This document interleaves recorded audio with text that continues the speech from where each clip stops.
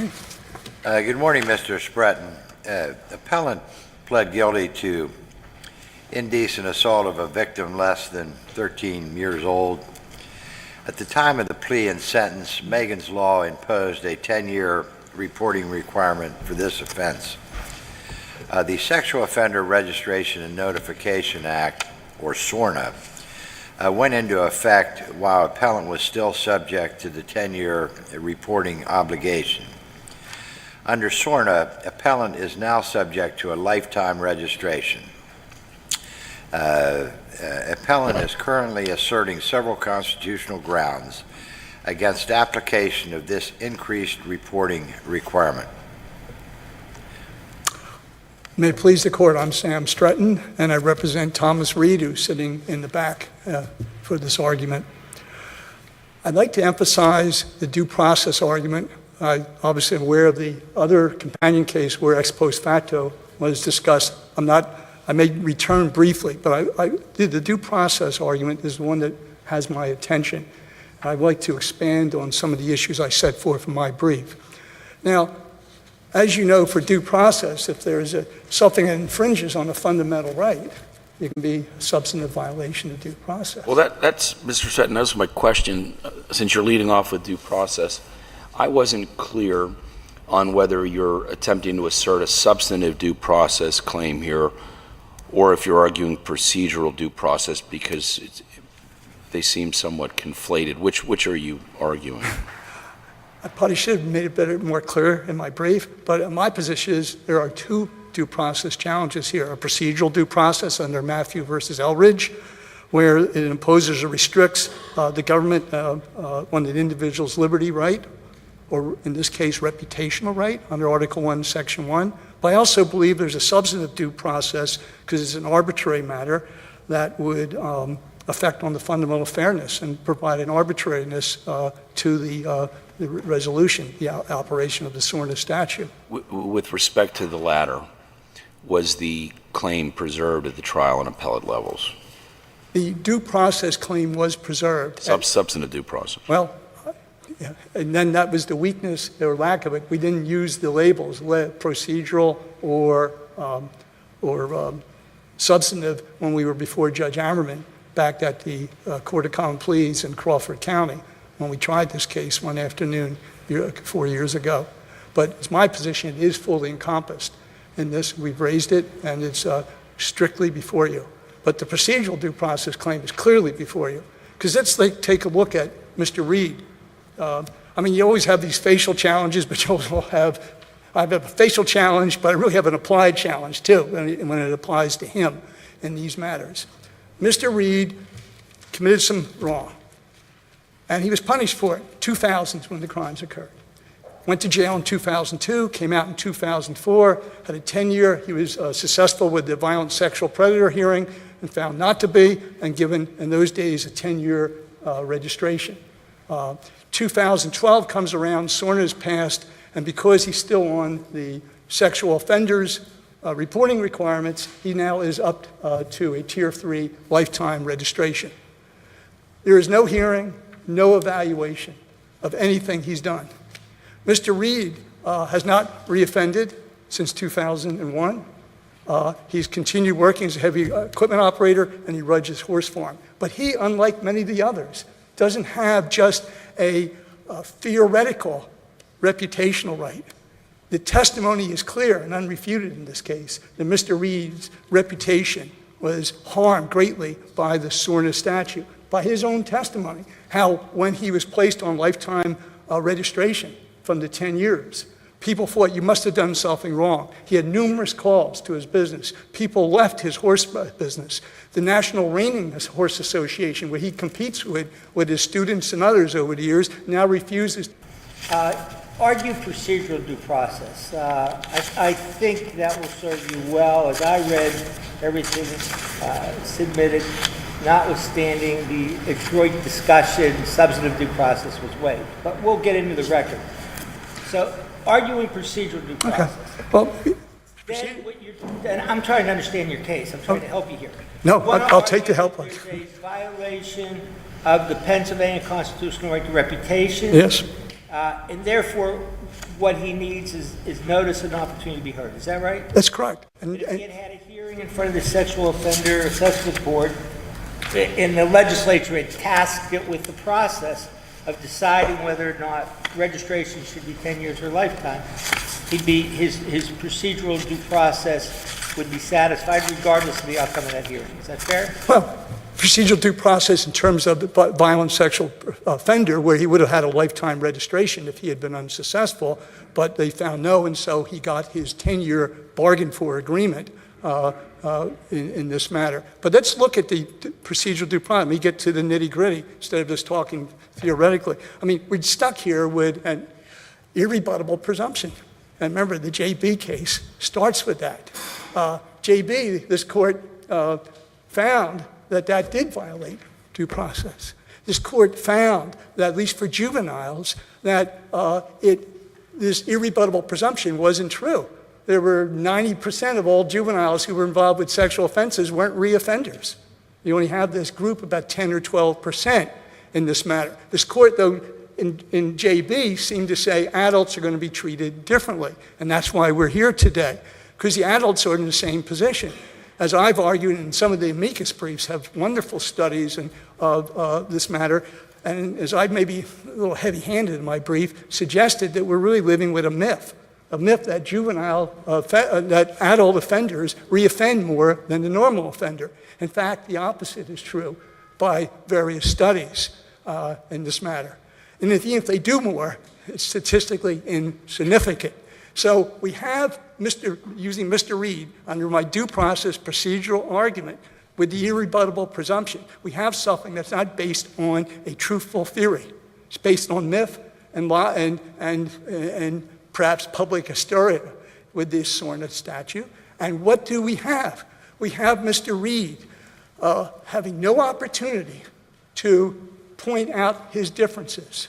For instance, all the studies show if a man was a sexual offender or a woman and goes 10, 12, 16 years without reoffending, the chance of recidivism is almost zero. Well, nothing's ever zero, but doggone close to it in this matter.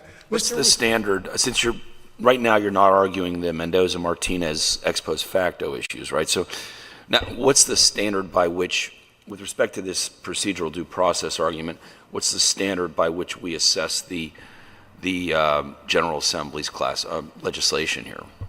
Well, the standard would be under the procedural due process. Are you saying, is it a facial challenge? Is it an implied challenge? I think in this case it's a facial challenge, but as to Mr. Reed, if you want to just go to his case, his facts, it's clearly an applied challenge here. Mr. Reed was never, you saw the letter, it's in the brief and the reproduced record, Mr. Reed was never given an opportunity on December 20th when he receives a letter saying you are now a lifetime offender. He was never given any opportunity to have a hearing, to point out his differences, to point out how he's changed, reformed, completed courses, hasn't committed any misconduct at all, and no opportunity to do that. In fact, he called by the record a couple times. Can I have a hearing? Can I have a meeting? And they said, no, this is it. And then it only came to me and we filed the motion that got us here. So it's my position that there is a facial challenge here because of the fact that the statute itself creates this unfair, untruthful, irrebuttable presumption. And it's the deprivation of the reputational interest rather than obviously some liberty deprivation. Well, reputation obviously is a key component here, but I'm not throwing liberty into the pail, in the trash bin here. There is a liberty interest at stake. When he leaves, he has to re-register every time.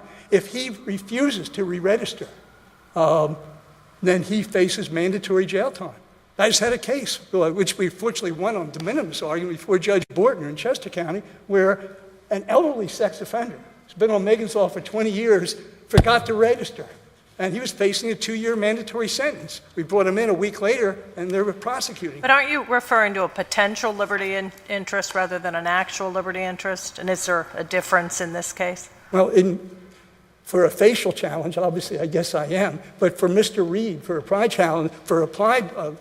challenge, I would suggest I'm dealing with an actual liberty interest because he's restricted. I don't like to go out. I stay at home. I won't travel anymore. I have to now register. Before, with 10 years, he was able to go and return in 7 days without tracking down every police department he had to pass through, things of that nature. I don't think it makes any difference because you have your reputational interest protected in Pennsylvania, which is a non-criminal interest. But if this is, the legislature has framed Megan's Law and now SORNA as civil collateral consequence. If there's civil collateral consequence, then you don't prevail under a federal liberty interest analysis because it's not criminal in nature. See, that's where you and I, with all due respect, I don't mean to sound like I'm talking to, but that's where, Justice Behr, you and I have a real disagreement, but I am going to go back to using that 7-part test and argue that it is punitive. But you've waived that argument. You've repeatedly given into the notion that it's a civil consequence. That's what I don't understand. I mean, unlike all of the other cases that we hear regarding this, where the defendants take the position that SORNA is indeed punitive. it is punitive. But you've waived that argument. No, I've never waived that on my briefs at all. It's always been there, but I've suggested in my brief, where I didn't go as far in due process, I said you needed a punitive element. But in reading the case law, and since then, reading JB, reading some of the Commonwealth Court decisions, I'm not convinced for a due process analysis that you do need a punitive aspect of it. But I'm certainly haven't said this is just civil. And the consequence, in my brief, I spent pages going through all the criminal consequences that Mr. Reed faces and the difficulty if he makes a minor mistake. I've also pointed out how it greatly enhances his and everyone else's punishment on the facial challenge to these matters.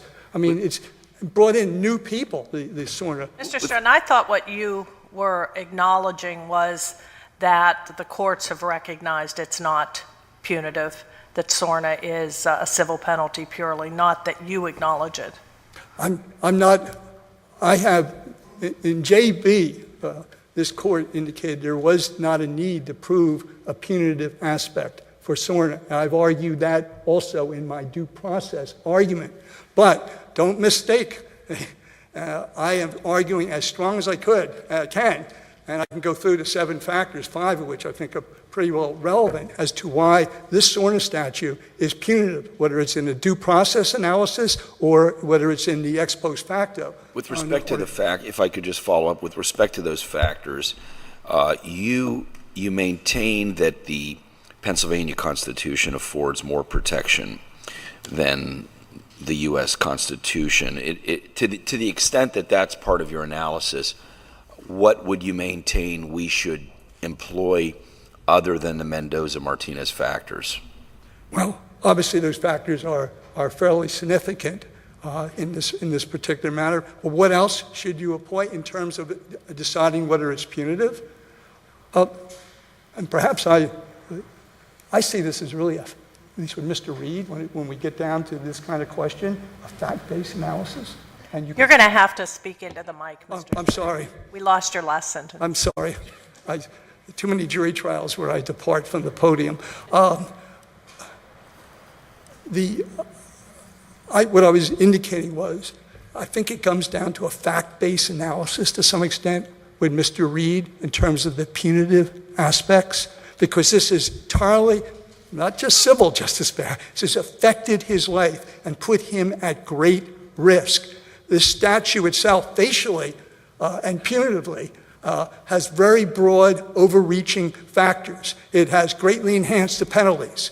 It can cause someone to be charged criminally for relatively minor violations. It has added matters that weren't considered in prior Megas 1, 2, and 3, such as interference with custody, things of that nature. So I believe, if you look at it broadly, there's a facial challenge and with the punitive aspects. And if I sound like I'm just arguing civil, then I guess I'm not a very good advocate, but I'm arguing both matters. Pointed out when we heard Muniz last argument last session, the argument that it's ex post facto vis-a-vis that criminal in nature. was made extensively. So that's pending before the court. Sure. And you don't have to argue that. You know, I think what Justice Wecht asked you was, do you argue something beyond the federal liberty interest and federal ex post facto? I think he answered that. Well, let me just say this. One of the things that's really wrong, Justice Wecht and Justice Baer, with this statute is... What's one of the things that's really wrong with Justice Wecht? There's more than one, more than one. And aren't you talking to all of us? I apologize, but there's no risk assessment in the statute. There's no opportunity for... Respectfully. Yeah, we understand the argument, Mr. Take Stratton. your argument over. That's your procedural due process. Notice opportunity to be heard. That's right. It's a fairly discrete legal issue, and we have your brief, which covers it well. If you want to say a word or two by summary, we'll hear then from the Commonwealth. I think I've said my piece in this particular matter. I can't say it much better, but I do think you have to step back and never forget, we're not just here in theory. You got a man in the back whose life is upended by this and is set forth very clearly in our brief. And it's not right, because 10 years ago, 12 years ago, it was determined that 10 years was satisfactory in terms of risk to society. And now, suddenly, without any hearing, any reason, he's given a lifetime registration. And finally, remember, there is no studies, nothing, that shows that SORNA decreases recidivism. There's nothing. There's no government interest that they can really say can be shown or proven in this matter. Thank you. Thank you.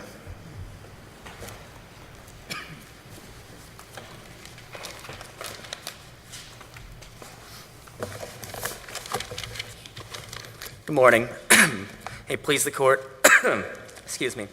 My name's Ryan Dobo. I'm here on behalf of the Commonwealth. More specifically, I'm here on behalf of the Clearfield County Office of the District Attorney. Essentially, the Commonwealth's brief in this matter focused on giving deference to the legislature, as well as focusing on the punitive aspects of SORNA, or in our case, lack thereof. Essentially, the due process argument, we relied on the lack of a punitive aspects of SORNA.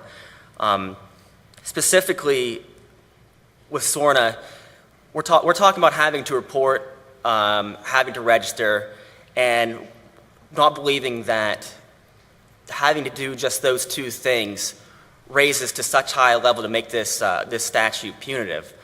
I know. Assume, counsel, that it's not punitive, that the argument is that the Pennsylvania Constitution protects a reputational interest, and before you can profoundly impact upon that reputational interest as a matter of civil law, you're entitled to notice and an opportunity to be heard. We can't tar and feather you until we give you a hearing. And I respectfully disagree. I'm not so sure this even affects the reputation that much. I think that once again, I think you're looking at having to register, having to report. You're still free to travel. You're still free to live where you want. Obviously, you'd still have to report where you're going. How can he be free to travel? How can you deem this freedom to travel? Is it a 21-day advance? Suppose he had a close relative who died overseas. There's no permissible way under this statute for him to go to that funeral. Suppose he registers 21 days in advance or whatever to travel outside the country, perhaps Canada, Mexico, and then his plans change and he wants to go to an adjoining country. There's no permissible way for him to do that. At what point are we entitled to look at this statute and perceive that the General Assembly has set him up to fail, triggering a subsequent felony charge? Certainly, the statute obviously is burdensome. There are aspects of it are burdensome to someone who is subject to it. But however, our argument is that still does not reach the level of making this statute punitive, because as for the reasons stated before, I mean, I still think that you're still given all the same opportunities to live, work, move where you want to with certain restrictions. But without an individualized determination, this particular fella has a horse farm, needs to travel out of state. As a practical matter, he's precluded from doing that for his entire life. And without an individualized determination by some competent board, how can this statute possibly pass muster? Well, specifically with Mr. Reed in this case, I don't think that's even clear. It seemed like some of the testimony that he gave kind of lend itself that maybe he really isn't as restricted as he says he is. I think that he said that it might be a hassle, or I think he also mentioned that someone told him he doesn't want him going somewhere. But it wasn't that he's not allowed to do these certain things. But of course, it is going to be a hassle to have to let someone know every time you want to leave the state and go to a different show and whatnot. But I believe he still is able to do many of these same things that he. Counsel, Can I, Oh, sorry. counsel, from a policy-based argument, Yes. if one's homeless, they're required to register. If they fail to register due to their indigency, Yeah. what's the result? Incarceration. Yeah. Unfortunately, it seems like the transients are the ones who are affected the most harshly by this. Incarceration. Yeah. And you're saying that incarceration is not punitive. Is that what you're asking us to believe? Yes or no? I am. I really am. I think still at the end of the day, having to give certain information isn't that burdensome, especially if you're someone who is looking at being charged with a felon. You know, 1 out of 3 What's that? children in Philadelphia walk in poverty, and 1 out of 4 adults walk in poverty. It's hard to take a subway to come to court. Mm-hmm. Imagine having to register when you're homeless. And clearly, back in Clearfield County, where I'm from, we don't have nearly that problem with transients. But this law even- applies equally across the And Commonwealth. I was going to say, even so, we still have from time to time someone who's leaving a shelter, doesn't register, and of course they end up getting charged. And I know that's an argument that can't really get beyond, because it is harsh in that respect. It's not as easy for someone who is in their position to know where they're going to be all the time, and they don't have somewhere they're going to be all the time.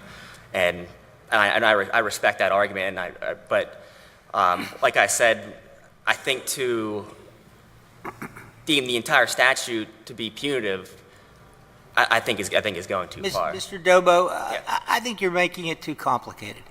Do you contest that the Pennsylvania Constitution, our founding fathers, decided to make reputation a protected interest?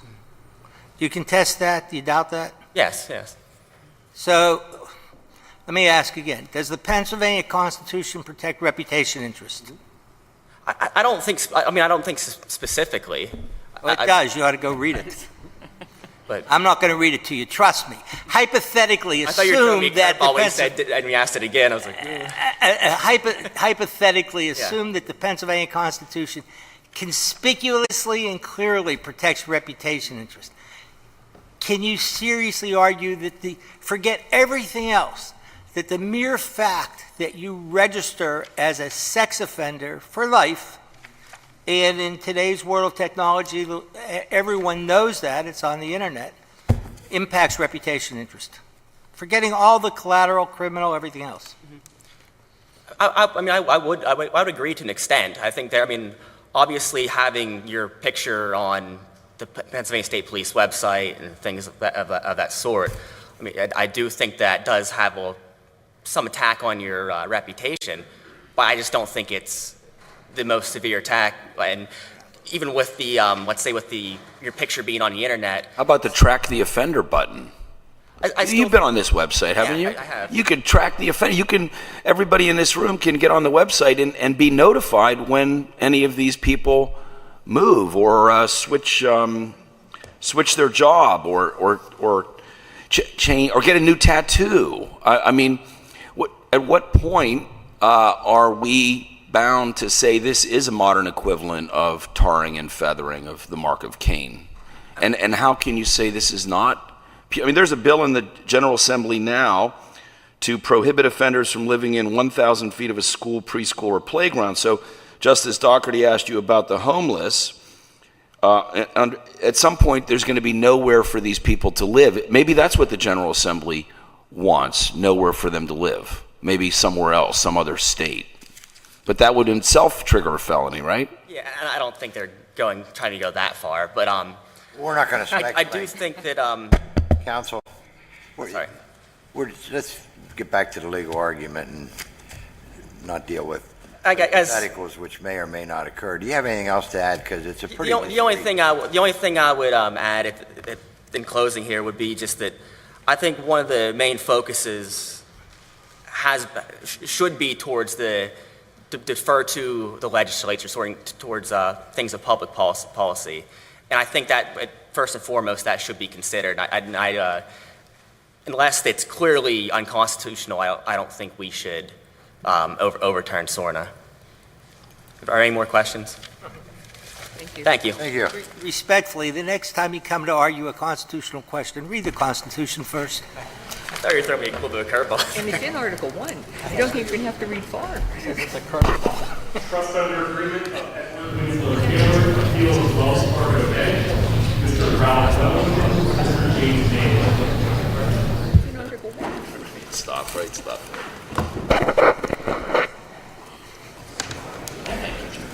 It's actually Article 1, Section 1.